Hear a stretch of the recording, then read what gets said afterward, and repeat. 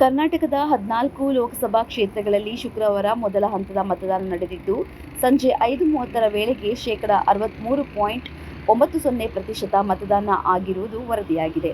ಉಡುಪಿ ಚಿಕ್ಕಮಗಳೂರು ಕ್ಷೇತ್ರದಲ್ಲಿ 72.13%, ಹಾಸನದಲ್ಲಿ 72.13%, ದಕ್ಷಿಣ ಕನ್ನಡದಲ್ಲಿ 71.83%, ಚಿತ್ರದುರ್ಗದಲ್ಲಿ 67%, ತುಮಕೂರಿನಲ್ಲಿ 72.10%, ಮಂಡ್ಯದಲ್ಲಿ 74.87%, ಮೈಸೂರಿನಲ್ಲಿ 65.85%, ಚಾಮರಾಜನಗರದಲ್ಲಿ 69.90%, ಬೆಂಗಳೂರು ಗ್ರಾಮಾಂತರದಲ್ಲಿ 61.78%, ಬೆಂಗಳೂರು ಉತ್ತರದಲ್ಲಿ 50.04%, ಬೆಂಗಳೂರು ಕೇಂದ್ರದಲ್ಲಿ 48.61%, ಬೆಂಗಳೂರು ದಕ್ಷಿಣದಲ್ಲಿ 49.37%, ಚಿಕ್ಕಬಳ್ಳಾಪುರದಲ್ಲಿ 70.97% ಹಾಗೂ ಕೋಲಾರದಲ್ಲಿ 71.26% ಮತದಾನ ಆಗಿದೆ ಎಂದು ಚುನಾವಣಾ ಆಯೋಗದ ವರದಿ ತಿಳಿಸಿದೆ.